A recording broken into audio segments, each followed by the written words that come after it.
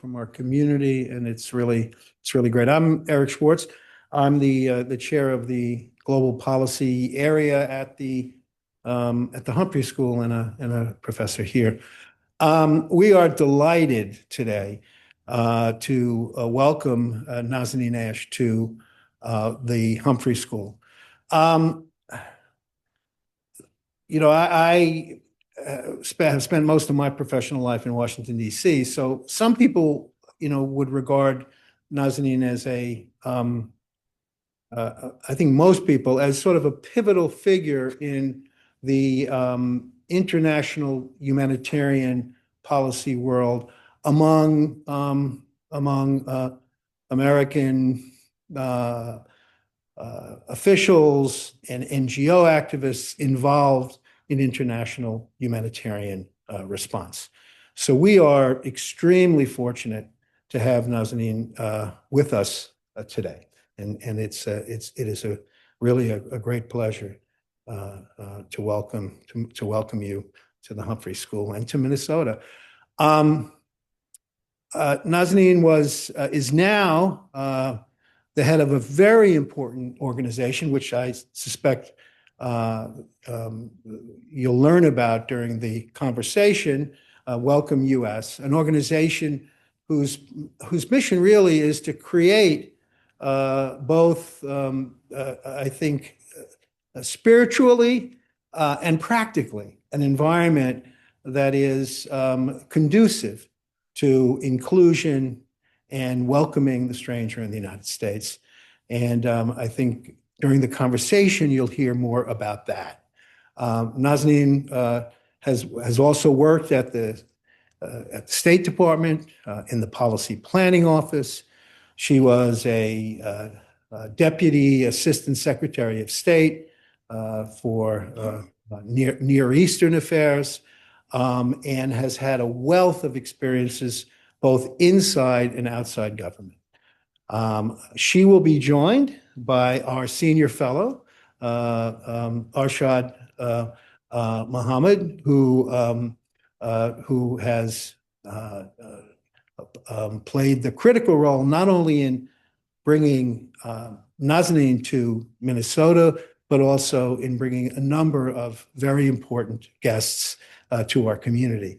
So with that, I'm going to turn the proceedings over to Arshad. Thank you so much, Eric. Thank you all for being here in person. Thank you to the folks who are online. It really is a delight to have Nazanin here. She has been a practitioner at a whole series of levels. And we're going to do this as a conversation. I'm going to ask you a couple of questions, but I think Nazanin and I are actually much more interested in your questions. So we're going to go to questions from the audience and also from online. Nazanin, welcome. Thank you so much, Arshad. Those of us who live in Minnesota have witnessed two very profound phenomena in the last several months. We have seen the use of state force in ways that are largely unaccountable and often absent the rule of law against people of color. And we have also seen the mobilization of ordinary people seeking to protect those people.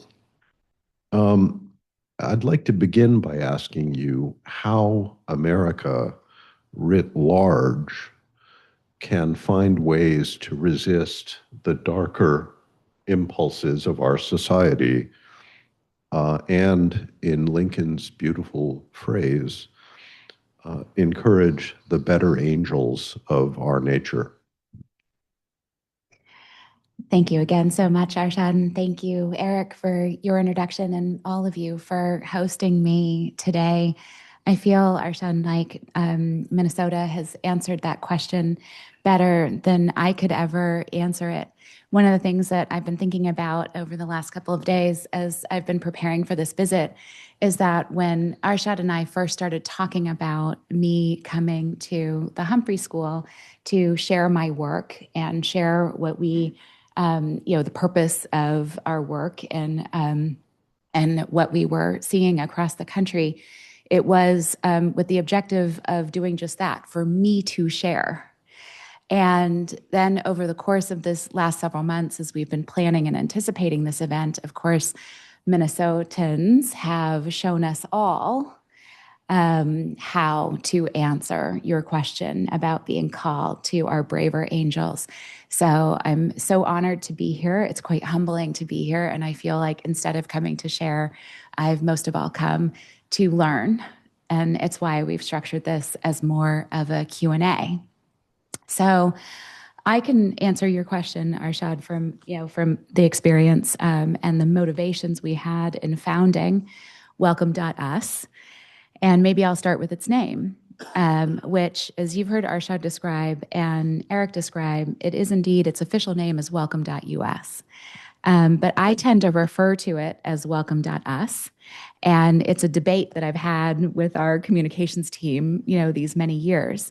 But our mission is really about what Americans choose to do to protect our culture of welcoming, what Americans choose to do to make our ideals, right, our visioned ideals of being a nation where out of many we can become one, of being a nation where we confer human rights and human dignity on the basis of personhood and not on status. The purpose of our organization is to invite Americans to do what they can do to make those ideals more real for more people. And it's why I describe it as Welcome.us. It's about our choices, what we choose to do, as much as it is about who we welcome and how we welcome. But our theory of change, what Welcome does is build the civic infrastructure. And what I mean by that are the recruitment campaigns, the technology infrastructure for preparation and training and matching of Americans with newcomers who need assistance with rebuilding their lives in the United States. And then we tell the stories of that experience. And most significantly, we don't tell the stories. Those welcomers tell the stories. They tell the stories to their communities, to their networks, to their local papers, in their influencing channels, if you will. And then we empower those welcomers to use their political voice and to use their political influence. So our primary customer, and it's often hard to explain, is not actually newcomers, although they are tremendous beneficiaries of our work. And they are the intended beneficiaries of the full expression and outcomes of our work. Our work is really targeted to building a durable, cross-divide, cross-political, cross-geographic American constituency for the welcoming nation that would allow for newcomers and communities to thrive together. It's a political endeavor as much as it is a system for increasing our national capacity to provide what newcomers need as they're rebuilding their lives in the United States. And our theory of change, coming back to your question, is that participation and proximity changes what people are willing to protect. And isn't that what all of you have seen here in Minnesota over these last many months? You came into several kinds of proximity. You came into proximity with state violence, and you decided to do something about it.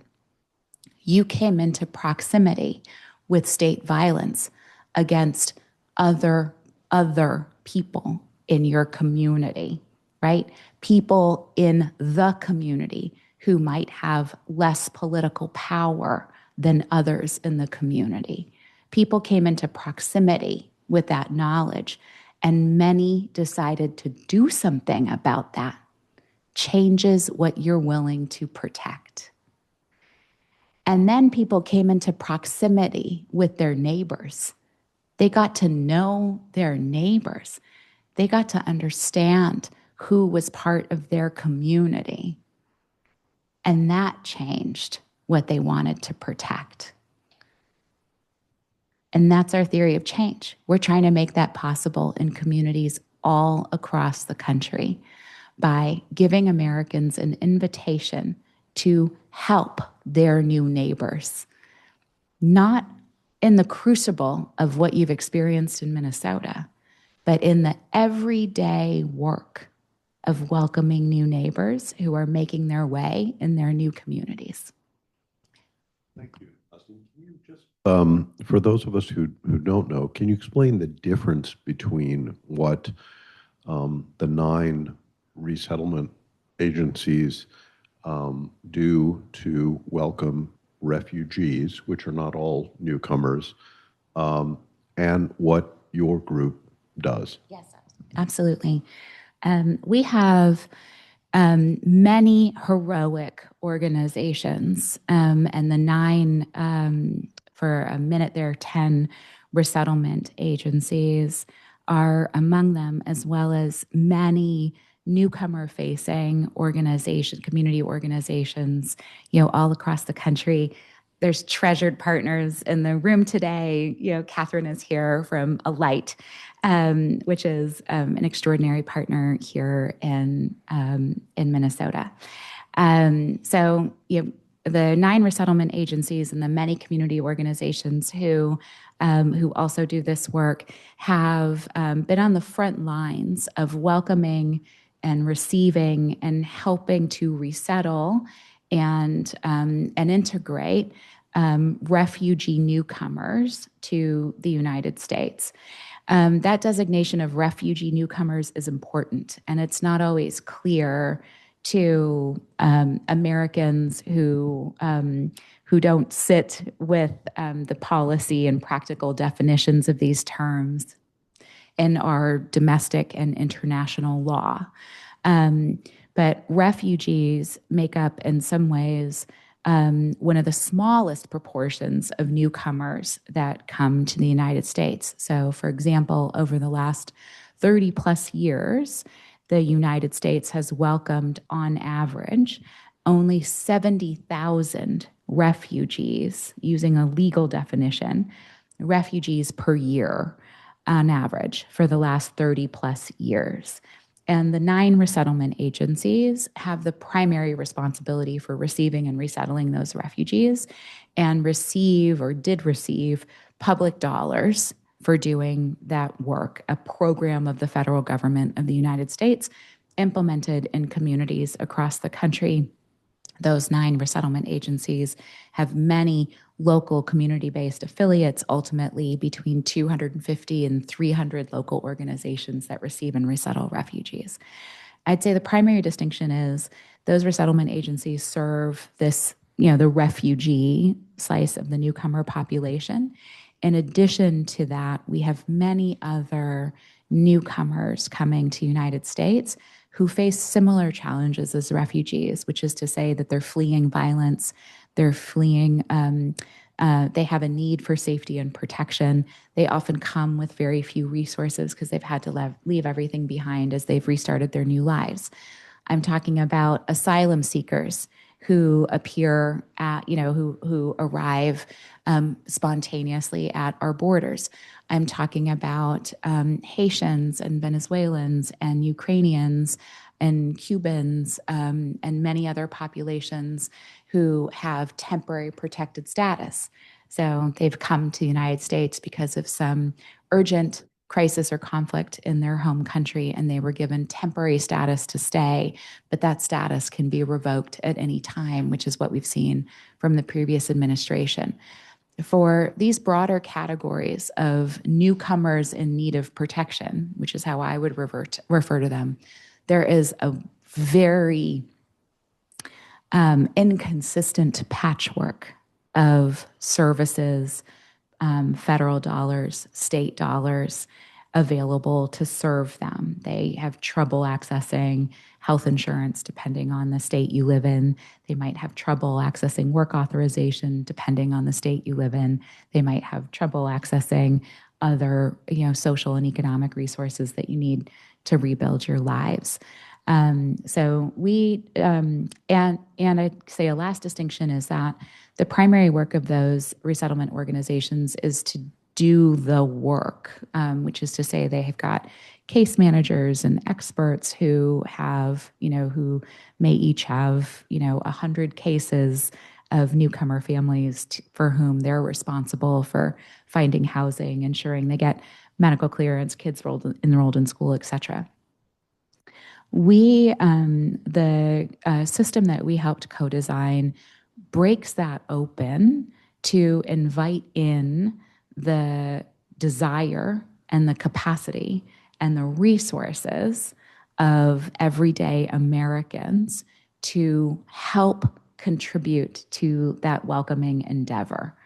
So we are all very capable of meeting people at the airport, helping them find housing, providing for their household goods, ensuring they have, food and clothing for their first several months, raising resources for cash assistance. Doesn't this sound like what Minnesotans are doing now? So our communities are very capable of doing this work.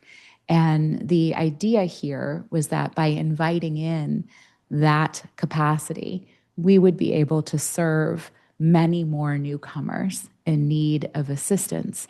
And at the same time, we would give Americans this beautiful proximity experience. And as it has turned out, this transformative experience for them of being able to be the agents of change and of welcoming and the agents of making more real their ideals for more people. So I'm going to ask, I got a bunch of questions. I'm going to ask one more, and then I'm going to open it up to all of you and our friends online. How do you combat xenophobia in an environment where senior political leaders seek to fan its flames? Mm-hmm, mm-hmm. I think what we find is that the people's perceptions and experiences at the local level are vastly different than what we might be led to believe in our national media and our national political discourse. And that's what we're tapping into. There's a very interesting social media and public opinion researcher, a guy named Todd Rose. And he wrote a book called Collective Illusions. And he has this statistic in that book that I find really frightening, which is that 80% of the content that we see online is developed by 10% of the people online. And let's all assume that 10% includes, at least half of those people are bots, right? Half of those people are Chinese or Russian or Iranian or other, or political bots that are designed to sow division and discord in our politics. And that's creating 80% of what we see online. It is the most extremes of our society that are participating online, whether, frankly, that's the extreme right or the extreme left. And it's making 80% of Americans feel like there's no place for them. It's making them feel like the way they think and feel doesn't have a place in our political communities. It's making them feel disenfranchised and disengaged and disempowered from politics. So there are many Americans, you've heard pollsters refer to them as the exhausted majority. You've heard pollsters refer to them as the moderate middle. You've heard them, right? They have all these names and they characterize Americans who are civically engaged, they vote, But they are turned off by the nature of our politics. They're turned off by the practice of politics. So, but they want to be engaged in their communities. They want to contribute. And we provide a pathway for them. So, coming back to your question, it may seem like we are extraordinarily divided on the basis of who belongs in our country. It may seem like we are riven with challenges of racism and xenophobia. These are huge challenges in our country. Let's not, we should not deny that in any way, shape, or form. This is part and parcel of our history, and it is not unique to our history, and is not unique to the United States. But what it masks is something that is unique to the United States, which is that 80% of Americans, including majorities of both parties, believe we should be a nation of immigrants and align themselves with that sentiment. 80% of both parties, including supermajorities of Republicans, believe that controlled immigration is good for the United States. 80% of Americans, including supermajorities of both parties, think that we should, well, a little more than 70% of Americans, including majorities of both parties, think that we should be a place of refuge for people who are in need of safety and who are fleeing violence and persecution.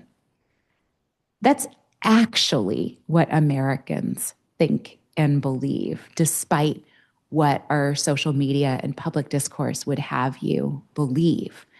The trick is, what moves them from that belief to acting on it politically? What moves them from that belief to prioritizing that value when they go to vote? Because people vote for a whole bunch of reasons, right? They're like, yeah, I think we should be a nation of immigrants, but mostly I want cheap eggs and cheap gas. You know what I mean? So what makes that value so resonant and so important to people that they prioritize it and how they act politically? Proximity. Changes what people protect, changes what people know. We have found that this proximity experience not only changes their political commitment, but it's the most powerful mechanism for disrupting what they may hear and learn and believe in their social media channels. We don't have the money. We're a $10 million national nonprofit. We don't have the money to counter billions of dollars of political investment. If there are nefarious elements in our society that want to pour billions of political dollars into ads that demonize immigrants and ads that demonize migrants and make it appear like our cities are completely out of control, and highlight stories like these, seek to make people believe that the extraordinary exceptions where terrible things happen, and terrible things happen everywhere all the time, but make people believe that these extraordinary exceptions are actually the rule and what we should all be afraid of. We don't have the money to counter those billions of dollars. But what we can do is invite people to learn for themselves who their new neighbors are, and learn for themselves and become people who protect those ideals. And so when they hear the Trump administration say that Haitians are here illegally, they're like, no, they're not. I know my Haitian neighbor, and my Haitian neighbor was here with temporary protected status, and this administration decided to take that away. My Ukrainian neighbor, I sponsored my neighbor to come here. I submitted myself to a security and a background check. I submitted paperwork to the Department of Homeland Security. They had a security and background check. And I know that they came here legally. And I know that about the Ukrainians I sponsored, the Afghans I sponsored, the Venezuelans, the Haitians, the Cubans, the Nicaraguans. I know that about the Congolese I sponsored, the Eritreans I sponsored. I know that these people in my community are here, came with status and are now being denied that status. Yeah, I had a sponsor, a conservative sponsor, tell me once, I'm learning that Fox News is lying to me. Proximity is the key. So listen, let's open it up to questions in the room first. Do we have someone who's able to run a mic? Thank you so much, Lisa. So let's start with Jonathan here in the second row.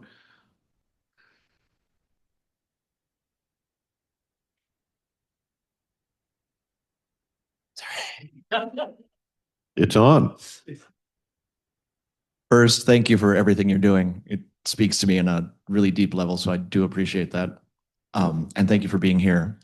My question for you is, given your efforts to do what you have been doing and to build connections between regular Americans and do proximity and everything else, and given Minnesota's recent experience and our essentially in the crucible attempt to do the same thing, what insider thoughts do you have, and how do we maintain that momentum in Minnesota now that with the appearance of the danger going away? It's such an important question. It's such an important question, and I invite many of you in the room to help answer it. And I would also invite many of you to talk to Catherine after this session because she'll put you to work. So Catherine's in the fabulous yellow dress here in the second row. Right here in Minnesota. I'm not the best person to answer that question for right here in Minnesota and bridging from the moment you're in right now to how to sustain this momentum. The path for you may be different and actually may be more urgent, right? So it's more urgent, and I invite local organizations to step into that space, and I know they're thinking about it. What we're doing is what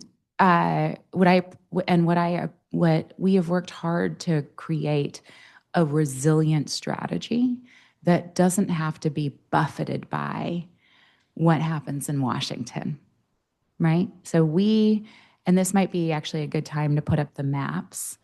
During the Biden administration, we worked with many other partners to design a private sponsorship program that is actually very familiar to many people in Minnesota because it is the primary way in which Hmong refugees and others fleeing South Vietnam were welcomed to the United States back in the day. There were community organizations, churches, and groups of everyday Americans who sponsored those newcomers to come to the United States and cared for them as they were rebuilding their lives here. And we worked with many partners across the country, including Alight, to revive a private sponsorship program. And we did that in partnership with the Biden administration, and the results were extraordinary. And what you see here is, the map on the left. And that was what Arshad was asking me about, the welcoming system that we have that's led by the 9 resettlement agencies. So you can see that in that map, welcoming is limited to where those resettlement agencies and their affiliates are located. So it's limited to those communities. So our ability to be proximate is limited in many ways, right? So, and it was also limited by public dollars.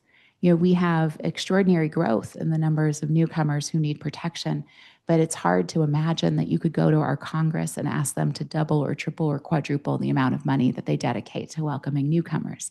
So it's a system that was constrained by the capacity and the resources of government.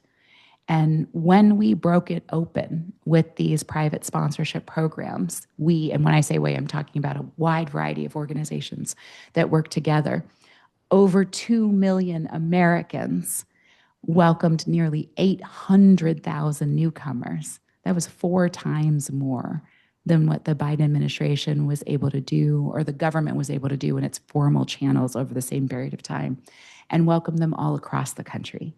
So it brought newcomers to so many communities where there were ready and willing Americans who wanted to receive them. And what's important about that is those communities realized what tremendous mutual benefit there is in doing so, right?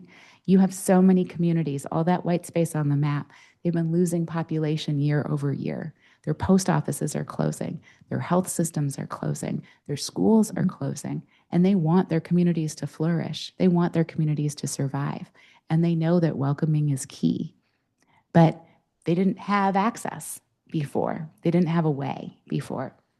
So you see how opening this up to the American people moved that across the map. Now, coming back to your question, the Trump administration has closed those pathways. They've closed almost every pathway for newcomers to arrive. But as all of you have seen here in Minnesota, there are millions of newcomers in the United States who more than ever need support, resources, welcoming, a sense of belonging, a sense of knowing that they're wanted here, a sense of knowing that they're welcomed here. It's the most important work that Americans can be doing, and it's not the work of professionals. It's the work of their neighbors. It's the work of their neighbors. And what we aim to do is create, again, the civic infrastructure to make sure that Americans who want to do this work can find and connect with newcomers who need them. All of you here in Minnesota are doing that organically. You're doing it organically.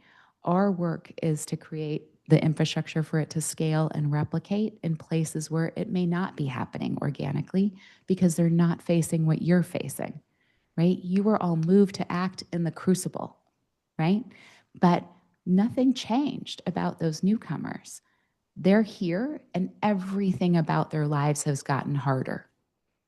Maybe they can return to school and work, but you know, the citizenship exam just got about 100 times harder than it was before. The fees increased, the number of questions increased, and it's no longer multiple choice. Most Americans, I tried to take the new exam with my son, we couldn't get through the first 10 questions. Nazanin, tell us about And what you're doing on that. So the volunteer infrastructure that we're building, and it's purposeful because we want to enlighten Americans into this knowledge. The volunteer infrastructure we're building first, transitioning from sponsorship, is to mobilize Americans to volunteer as citizen guides. There are 14 million newcomers across the United States who are or will be eligible for U.S. citizenship in the next 3 years. Citizenship is the most protective status they can have, right? Policies are changing every day for refugees, for people with temporary protected status, for asylum seekers, et cetera. Citizenship is the most protective status you could have, and there's 14 million Americans who are or will be eligible for it in the coming years. And the fees have gotten, everything has gotten harder about that. So we want to mobilize American volunteers to help provide that English language tutoring, the civic knowledge and that's necessary to pass the exam. And what we hope it'll do is bring Americans into proximity again with their own Constitution. Bring Americans into proximity again with how hard it is to become an American. Bring Americans into the idea that, wow, these newcomers that are taking the citizenship exam know far more now about my country and what it means to be an American than even I do. So, it's the longest answer to your question, but all I mean is what we're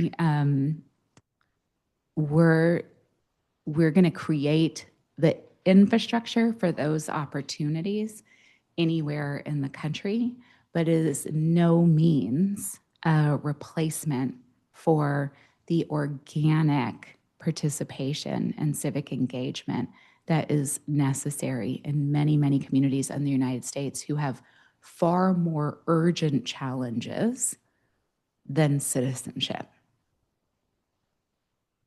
So one of the beauties of what Nazanin's sort of pilot program to help Americans help newcomers learn how to pass the citizenship exam is exactly what she said, that it's trying to educate Americans about our own Constitution, legal framework, rights. We heard an extraordinary story at dinner last night where a person who was around the table said they were sitting with a physician, and the physician said, I don't really understand this birthright citizenship thing. And one person said, well, it's in the Constitution, it's in the 14th Amendment. And the person still didn't quite get, like, why do we need this birthright citizenship thing? And the person at the table told the physician, if we didn't have that, none of us would be citizens, right? The only citizens of this country we inhabit would be the Native Americans that we have, I say we, disenfranchised. So it's, and just one plug, as you all probably know, the Supreme Court is going to be debating or hearing arguments on birthright citizenship on April the 1st. If you have time, listen to it live. It's extraordinary to hear these things, debated. Let's go to, do we have any questions online, Lisa? Great. So if you could just, let's go to 2 questions online. If you could just turn it over to them. Yeah. Thank you. The first is, how do you think about the role of white savior complex in this space? That is, often the helpers believe they know better than those they are assisting. I'm so glad. Thank you so much to the person who submitted this question online. I think it's a really, really, really important question. And I think part of the first part of my answer is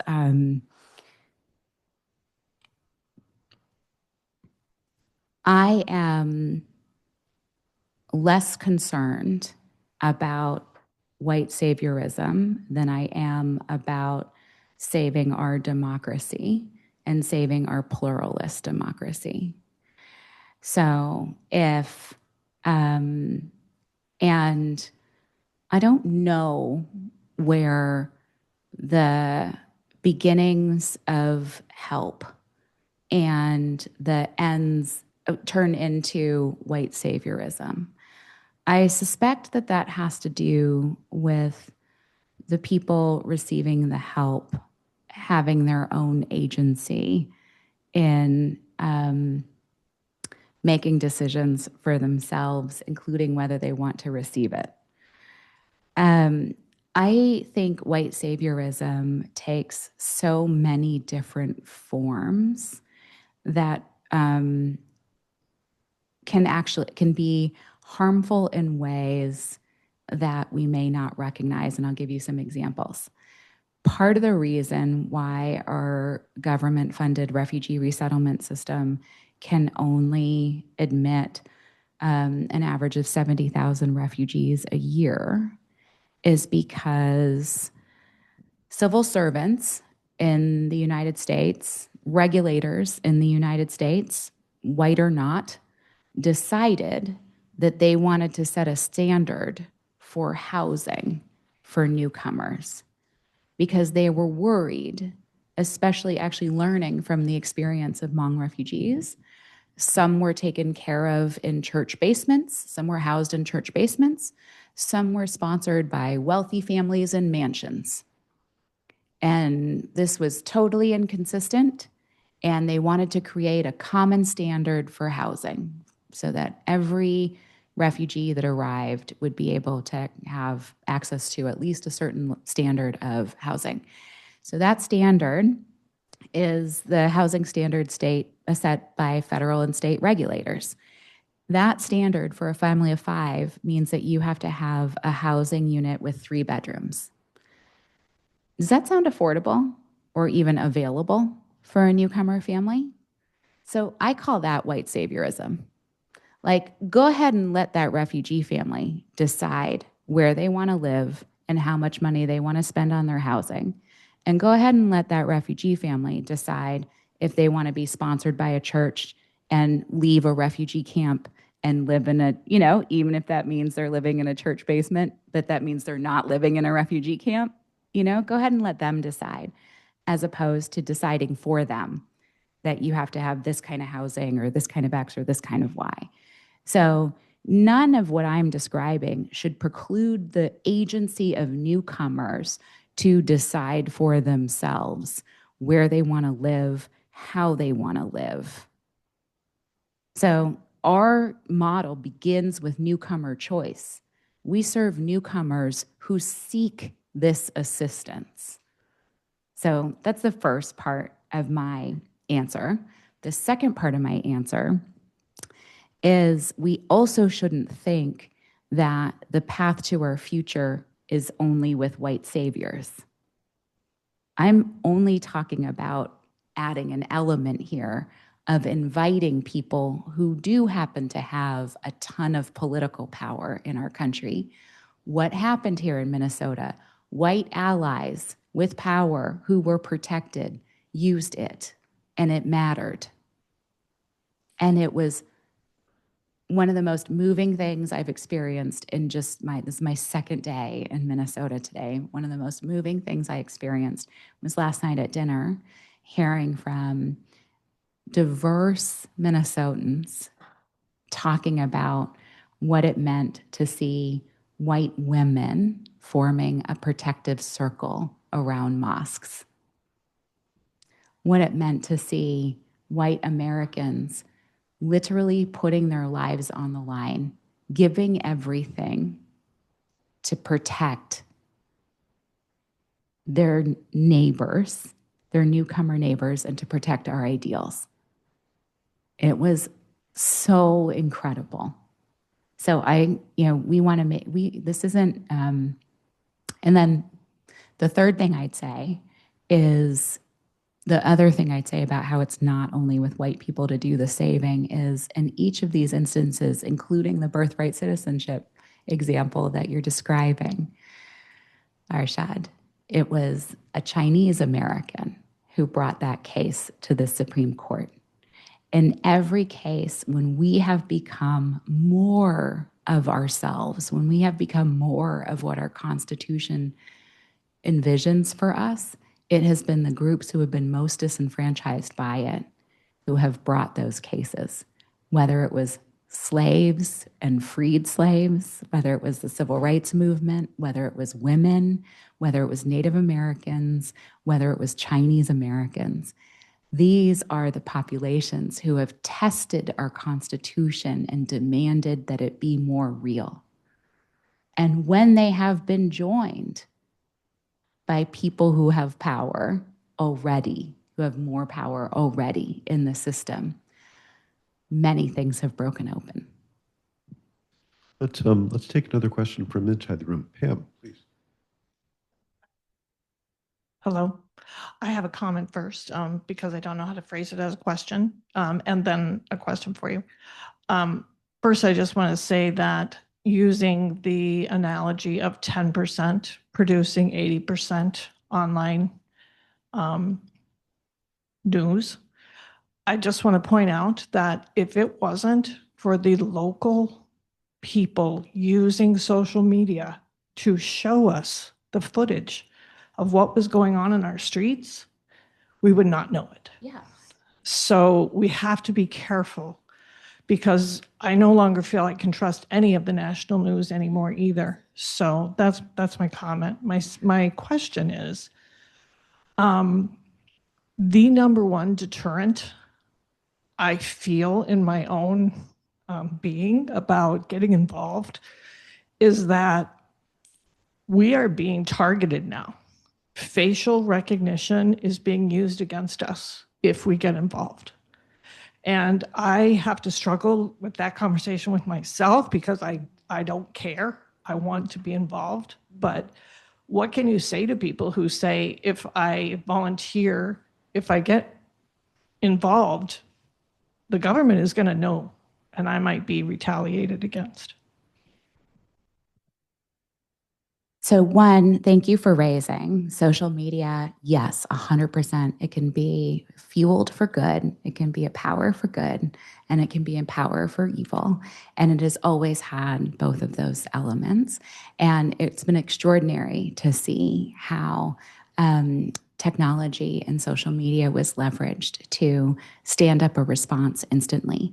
It's why I struggle with your question about how to sustain it. And it's why I say the answers are going to come from Minnesotans. So like those unique contributions, those organic contributions, they can't be nationalized. They're going to come from everyone who's been doing the work. And I want to encourage you and all of you to keep those pathways alive, like all of those spaces that you created organically to inform each other, engage each other, and allow each other to help and to participate. Like those needs have not gone away.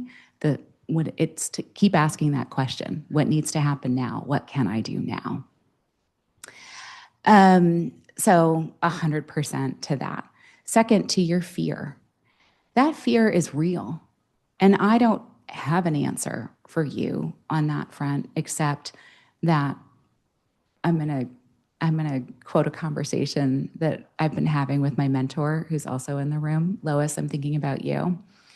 That like what this moment calls on all of us to have is courage. And for those of us who can have more courage because we are more protected, what did you say, Lois? To whom much is given, much is expected. We only have we have a little time left. Nazanin, I'm going to ask you. So you all don't know this, but Nazanin is at a minimum an honorary Minnesotan. She lived here from the age of 9 months old till the middle of her first grade year, when she was ruthlessly ripped away from the bosom of our fair and noble state. Would you tell us, if you don't mind, would you tell us the story of your families coming to the United States? Yes, and you would think that since I've told this story many times now, not least because of Arshad's prompting, that I could tell it without. We have tissues for you and for everybody else in the audience. My parents came to the United States as exchange students from Iran. So they came here before the revolution. And the intention was to study and to go home. And I was born by accident. They were undergrads when they had me. And I was a secret even from my grandparents. And my dad was doing his PhD program here at the University of Minnesota. He got his computer science degree here. And the Iranian Revolution broke out on the day my dad was defending his dissertation.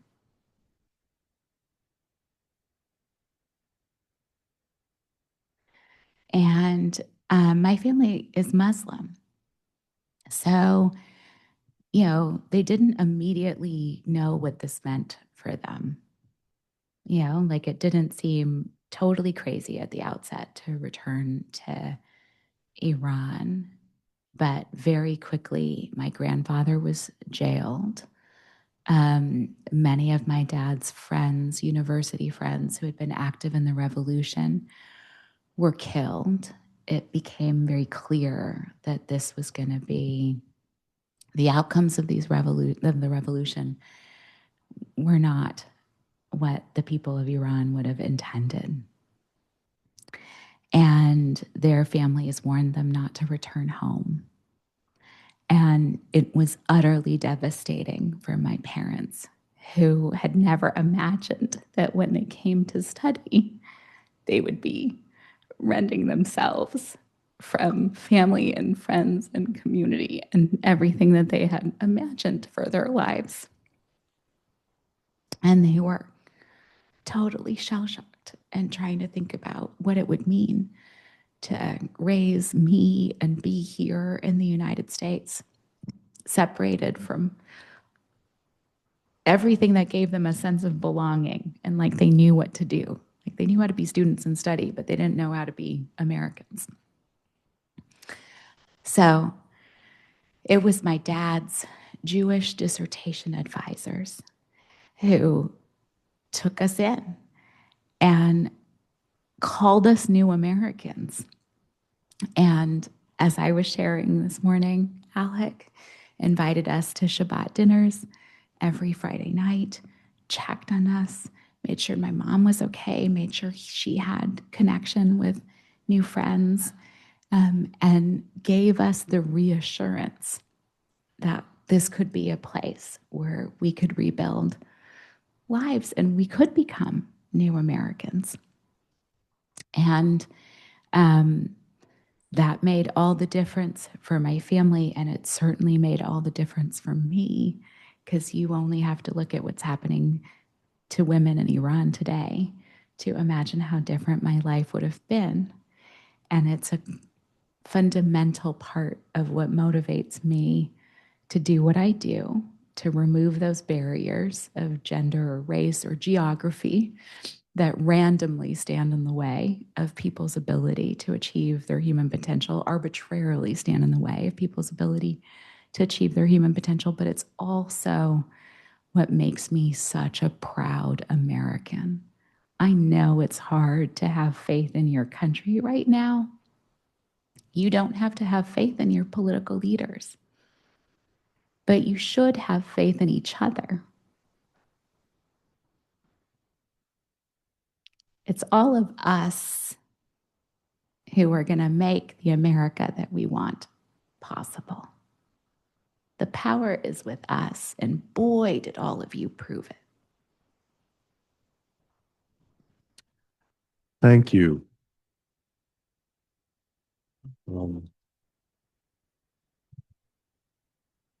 Nazanin, thank you so much for sharing your story and your experiences as a policymaker. Thank you all who are here in person and who are online. We greatly appreciate your presence and your openness. And I'd like to thank, and the danger of doing this is I will forget someone, but I want to offer my deep thanks to Lisa Marshall, Val Horton, Ashley Pfeiffer, our AV guy, Todd, and all the other people who make doing these fairly complicated events, at least it'd be complicated for me, I can barely get on Zoom, so easy. So thank you all for coming.